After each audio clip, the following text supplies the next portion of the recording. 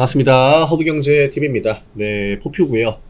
오늘 주가는 뭐 2.5% 양봉이긴 하지만 막 그렇게 기분이 좋은 양봉은 아니에요. 우리나라 시장이 너무 좀 불균형이 심해지고 있고요. 사실 메인 업종들이 4% 5%씩 올라가야 되는 시장에서 계속적으로 하방 압력도 받고 반등 나오고 하면서 주가는 굉장히 좀 지지부진하다. 그러는 와중에 지금 시장의 중심이 되는 거는 뭐 뻔하죠. 저PBR 종목들.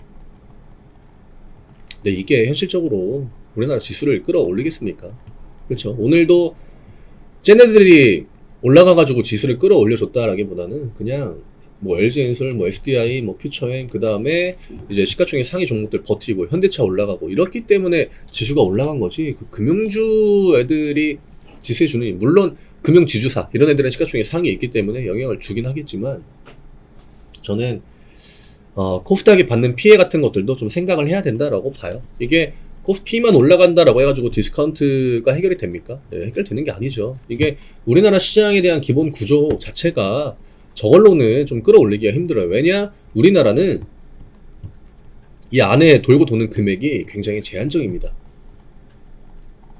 왜냐면 이게 유동성이 계속 늘어난다라고 하면은 뭐 금리, 우리나라 금리가 계속적으로 이제 인하가 된다거나 아니면 해외 투자자들의 자본이 하루가 멀다 하고 유입이 된다거나. 근데 우리나라 쪽으로 해외 투자자들의 유입은 늘 제한적입니다. 그리고 그거에 대한 근본적인 원인이 저는 이 PBR, 저평가 이게 아니라고 보거든요.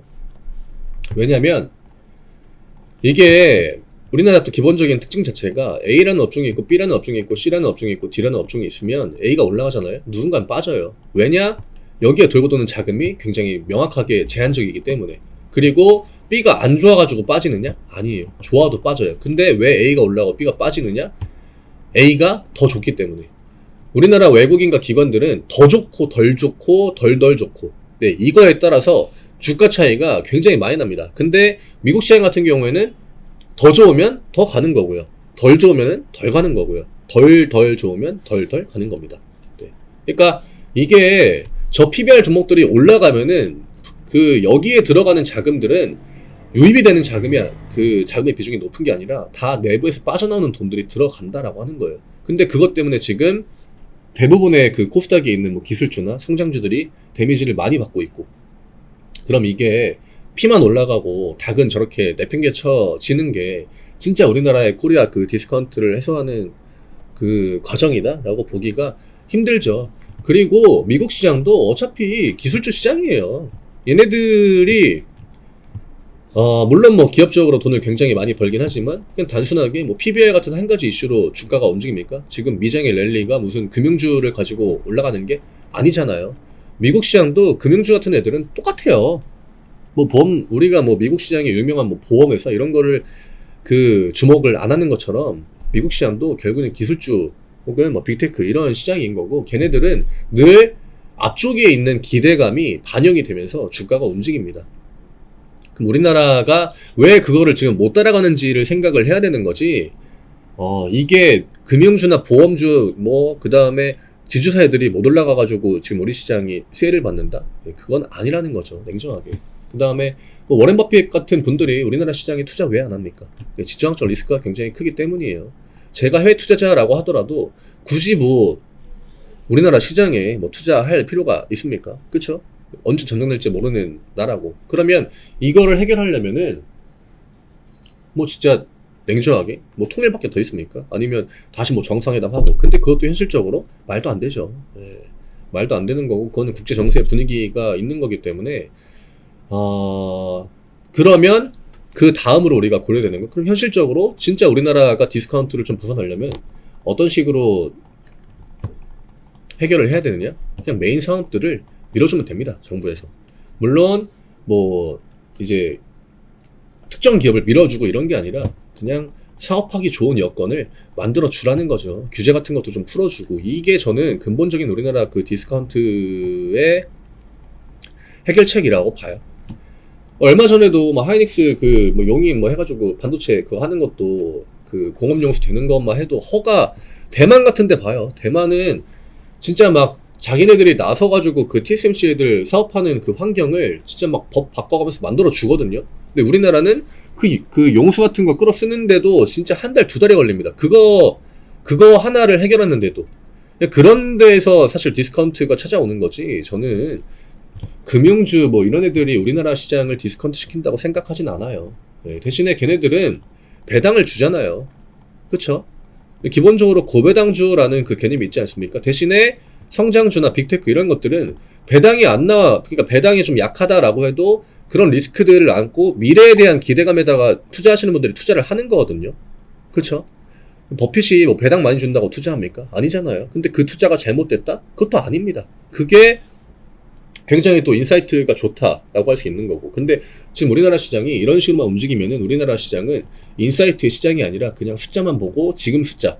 그래서 니네 이번 분기 매출 얼만데, 영업이익 얼만데, 배당 얼마 줄 건데, 자사주 할 거냐, 소각할 거냐, 요걸로밖에 안 바뀌어요. 저는 좀 개선이 필요하다라고 생각이 되고요. 좀 근본적인 접근을 해야 우리나라 시장이 좀 좋은 시장이 될 수 있다라고 생각을 합니다. 뭐 정치적인 저는 그런 관점은 전혀 없는 사람이고, 저는 저희 회사에서도 굉장히 유명한 중도 인사입니다. 네, 인사는 아니죠.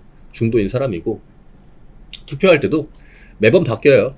뭐 그 국회의원도 그냥 지역구 그런 분들도 저희 동네 지역구 그 국회의원 분이 일을 굉장히 잘하시거든요. 저희 동네에 이제 50년 가까이 사신 분인데 누가 봐도 일 잘합니다. 제가 딱 봤을 때 불편하다라고 하는 거 바로바로 얼마 안 있으면은 개정이 되더라고요. 제가 요청을 하지 않았지만. 그러니까 그런 분들은 진짜 지역 발전을 위해서 힘을 열심히 일하시는 거니까 그런 분들 뽑아주는 거 그게 뭐 사실 뭐 당이 중요하겠습니까? 그렇죠? 저는 명확하게 이런 관점을 가지고 투표를 하는 사람이기 때문에 오늘 제가 이야기 드린 부분에 어떤 정치적인 그런 관점은 없다. 그냥 좀 답답해가지고 오늘 시장을 보니까 이게 해결책이 아닌데, 그리고 어차피 우리나라 시장은 그냥 뭐 20년, 30년 동안 이런 구도로 움직인 시장이에요. 우리나라 시장만의 메커니즘이 있는 거고요. 그렇다고 뭐 미국 시장이 기술주가 안 좋습니까? 그것도 아니죠. 미국 시장 랠리 똑같이 기술주 애들이 만든 겁니다. 빅테크 애들이. 근데 그거에 대해서 우리나라 시장에 똑같이 적용을 한다라고 하면은 우리나라는 그 빅테크 애들이 피해를 받는다라고 하는 거죠. 네. 미국 시장은 해외 지금 뭐 미국 경기 좋고 뭐 금리 인하 된다라고 하니까 미국 시장 자금 많이 들어가겠죠. 해외 각 기업들이 당연히 미국에 투자하고 싶어 하겠죠. 네. 일본은 내수 시장이 굉장히 받쳐주는 시장인 거고, 그 다음에 이제 엔저 효과까지 맞물리면서 이런저런 랠리가 나와주는 거고. 네. 그래서 오늘은 뭐 차트라고 해봤자 종가 26만원 뻔하고요. 그냥 종가 라인 여기 넘어와줘야 되는 가격 그냥 회복을 해준 겁니다. 근데 코스피가 이 정도로 올라갔다라고 하면은 삼전 하이닉스, 뭐 LG엔솔, 퓨처엠 홀딩스 이런 애들 3% 4%씩은 올려줘야 된다라고 하는 거죠. 그냥 업황이나 이런 거를 떠나서 지금은 너무나 과하게 밀려있기 때문에 이 과하게 떨어진 구간을 지금 다른 애들이 메꾸고 있는 거거든요. 그렇기 때문에 굉장히 좀 짜증나는 그런 하루였다. 그리고 지금까지 돌아오던 그 시스템이 부정당하는 그런 지금 흐름이죠. 그래서 어떻게 될지는 좀 더 봐야겠지만 일단 기본적으로 시장은 저는 반등턴이 맞다라고 보는데 계속 이런 식으로 균형이 깨지면서 시장이 올라가는 게 저는 그렇게 크게 도움이 되진 않을 것 같아요. 코스피가 지금 굉장히 많이 밀렸는데 만약에 코스피가 뭐 2600, 700을 간다고 쳐요. 그럼 그때 동안 금융주나 뭐 보험주 이런 애들 이렇게 쭉 올라가고 결국 지수 하락을 만들었던 많이 빠진 그런 종목들은 한 10%, 5% 올라가고 지수 반등이 끝나버리면은 그럼 다음 하락 사이클은 또 얘네들 똑같이 적용이 됩니다. 저는 그거에 대한 우려감이 좀 큰 것 같아요. 제가 오늘 시장을 봤던 그 관점. 그래서 오늘 이 정도로 좀 이런저런 이야기를 드렸는데 사실 뭐 기술적인 분석이 그렇게 중요한 날은 아니었고요. 뭐 이 구간으로 일단 들어와가지고 조금 더 흐름을 지켜봐야 될 것 같습니다. 만약에 또 오늘 같은 시장이 나와준다라고 하면 점점 더 얘네들 탄력이 줄어들 거예요. 이런 기술주나 성장주 같은 빅테크 기업들은 탄력이 줄어들 수밖에 없다. 그리고 또다시 이제 그 예전에 뭐 2차 전지나 반도체 랠리 나올 때도 똑같았지만 PBR 종목들로 좀 과열 양상이 만들어지겠죠. 그러면은 또 끝물에 개인 투자자들 막 들어가고요. 그때 또 주가 내려올 겁니다. 그럼 또 거기에 물려 계시는 분들이 만들어지는 거고, 이게 결국에는 저런 것들이 나와도 우리나라 시장은 원래 모습대로 돌아간다라고 하는 거예요. 그렇다고 뭐 디스카운트가 해소가 되겠습니까? 올라갔던 애들 빠지고 밑에 있던 애들 또 올라가는 거니까 똑같겠죠 결국에는. 오늘 이 정도로 정리해드리면 될 것 같고요. 저희 카카오 채널 링크 영상 아래쪽에 남겨드립니다. 무료 종목 신청 누르시고 퓨처임이라고 남겨주시면 저희 또 무료 종목들 같이 매매하실 수 있게 매주 또 기수별로 진행해가지고 종목 드리니까 다음 주 월요일부터 또 시작합니다. 지금 어쨌거나 뭐 저쨌거나 시장은 굉장히 낮은 위치에 있고요. 이제 반등이 좀 강하게 나올 수 있는 구간이기 때문에 뭐 PBR 종목이 계속 강하다라고 하면은 그런 종목들을 뭐 해야겠죠. 시장에서 보여주는 걸 일단 해야 되니까. 뭐 그 외의 패턴이 나오시면은 또 강한 종목을 찾으면 되는 거고, 다만 시장이 뭐 더 하락이 나오고 하는 거에 대해서는 그렇게 큰 우려감은 없는 구간이라고 생각하시면 될 것 같습니다.